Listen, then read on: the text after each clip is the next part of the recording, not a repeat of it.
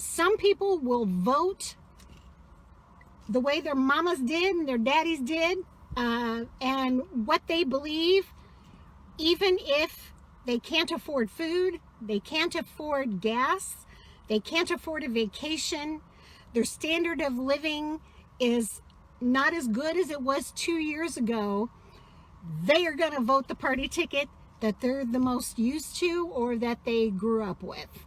You can kick them and kick them and kick them, but they won't change their mind. That's just the way it is. Some people vote the way their parents did, the way their grandparents did. That's all they know. Some people don't follow current events. So if somebody tells them who to vote for, that's who they go in and vote for. It's still their right, still a part of democracy. But some people, it doesn't matter how much you pound them into the ground, they're still going to reach up to that ballot box and vote the party line.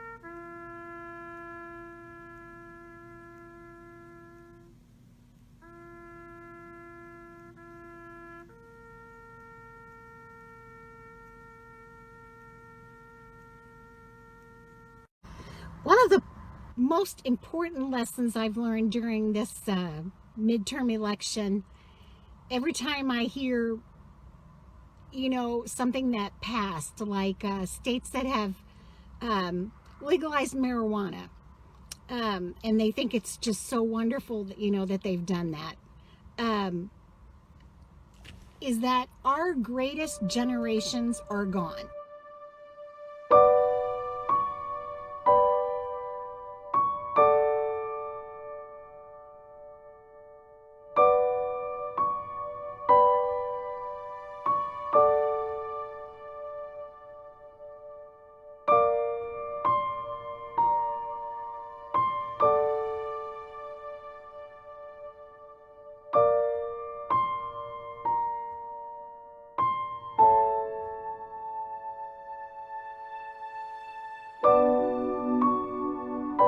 Democracy is still at work here in the United States, and the people believe in it.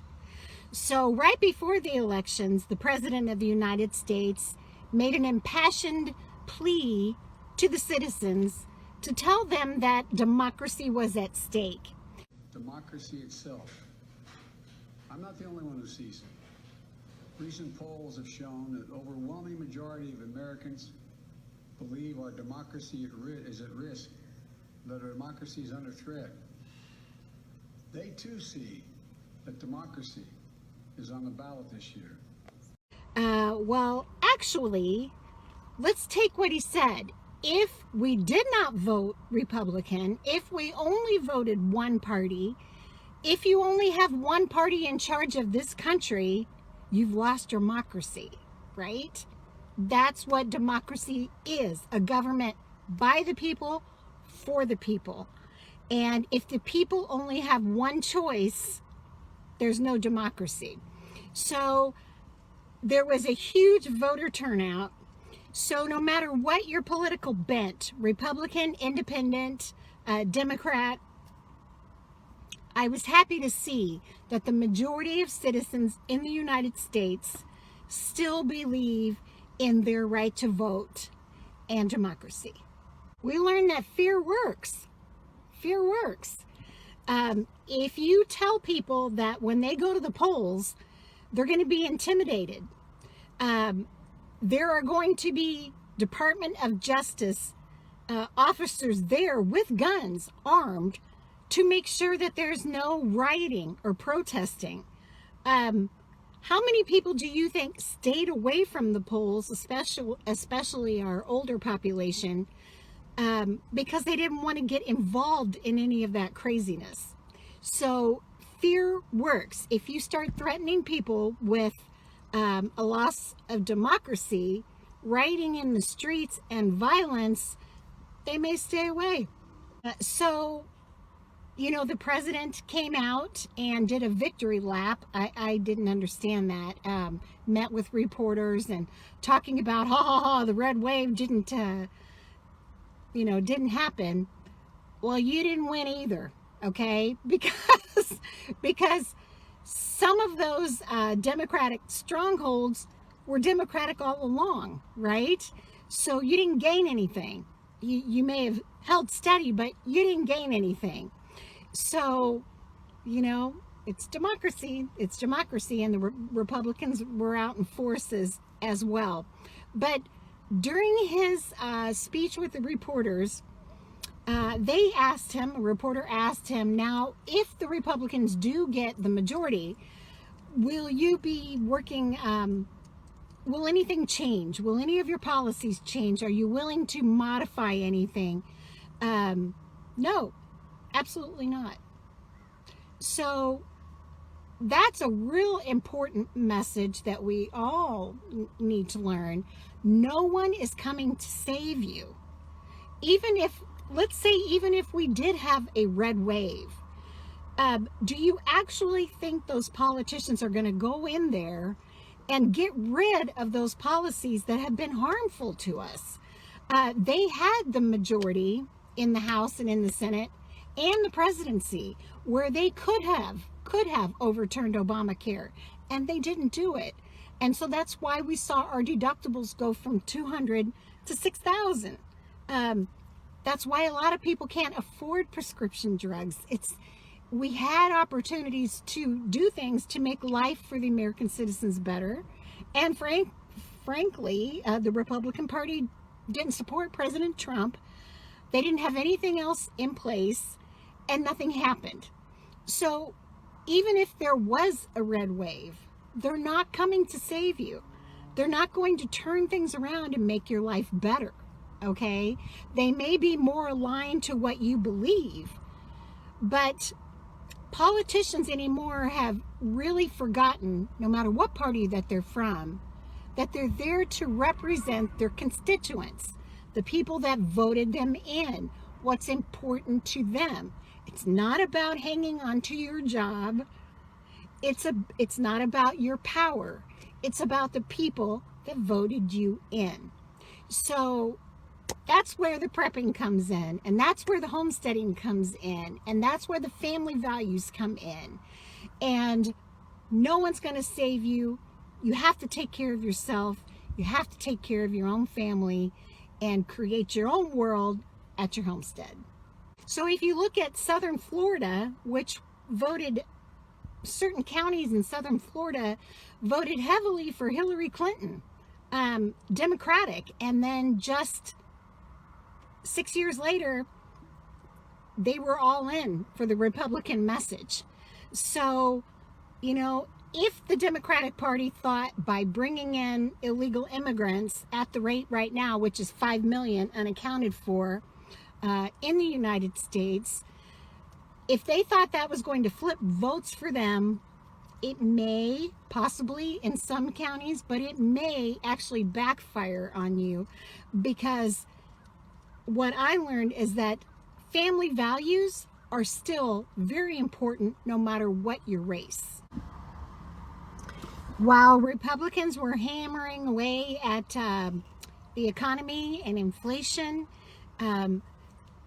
illegals coming over the border, our safety, the Democrats were hammering away about abortion being a constitutional right and how Republicans are trying to take that away from women, a woman's right to choose, and they've changed that all now to women's health care, okay? And so that is the issue that they were making with their voters. And young women came out in droves for that. And so, here's how I think about that. Whether you are for it or against it, that's your own business.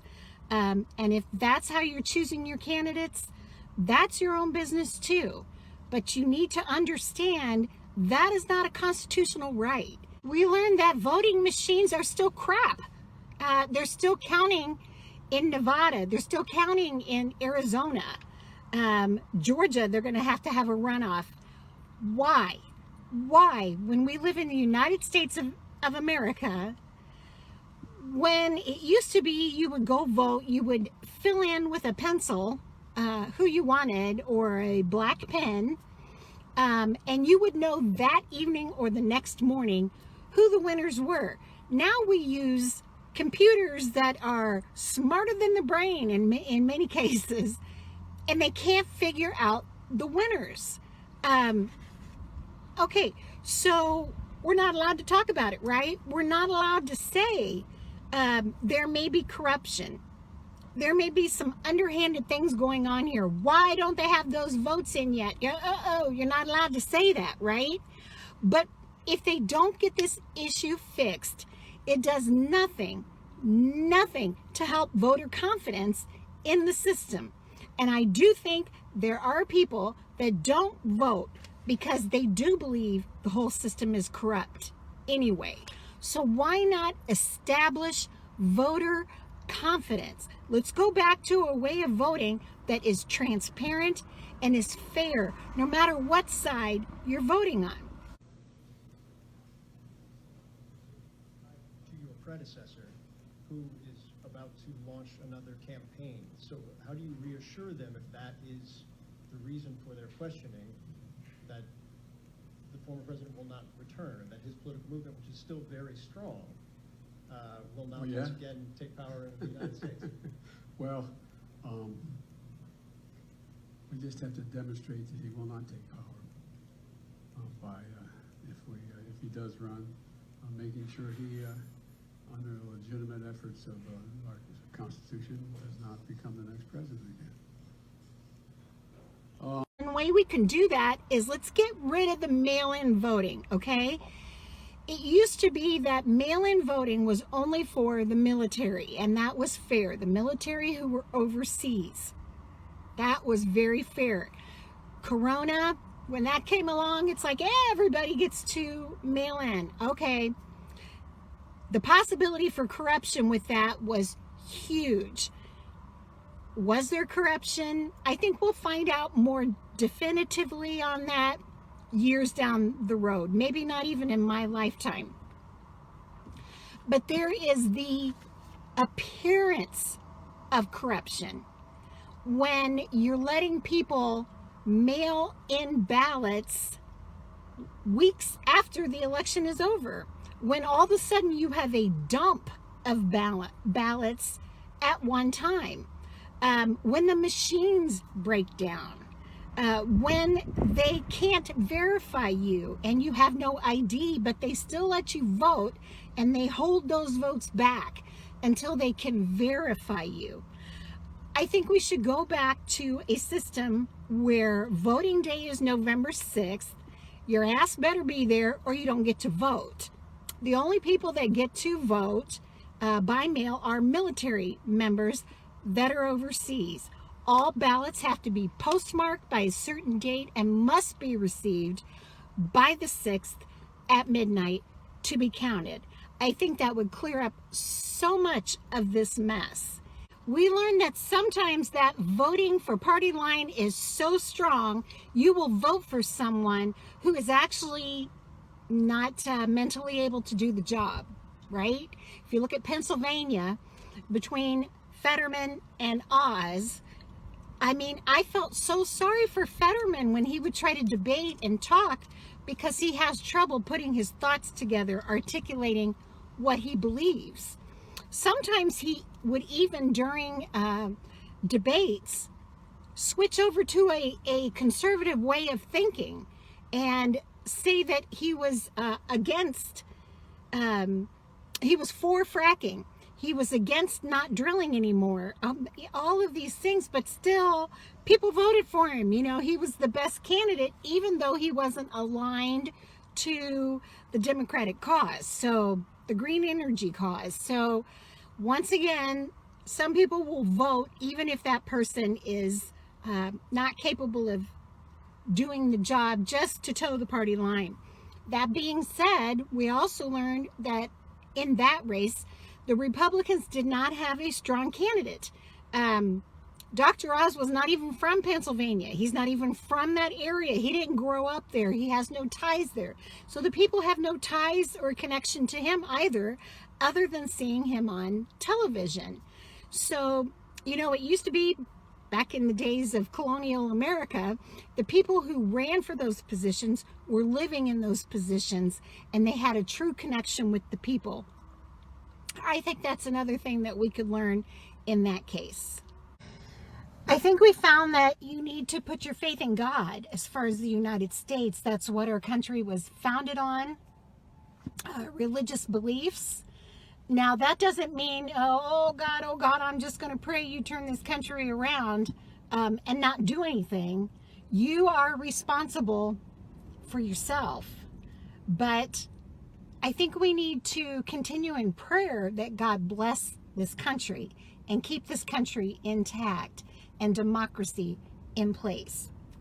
You know how when something bad happens in your life or to someone else, a lot of times we cry out to God, why them? Why me? And it's the same with our presidents throughout the years, is we'll never know the answers, will we? Someday we will. But here on earth, we'll never know the answers. So those of you that are wondering, why did Abraham Lincoln have to get assassinated? Why was Donald Trump, of all people, put in office? Why was Joe Biden, of all people, elected?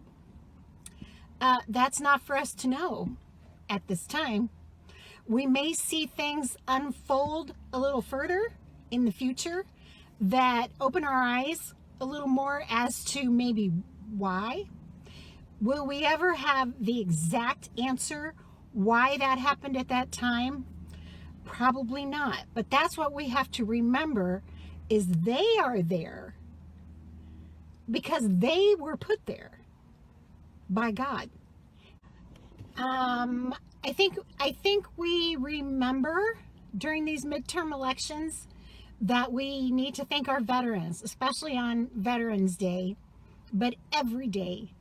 It's because of them that we're able to march in wherever we need to go and cast our ballot for whoever we would like.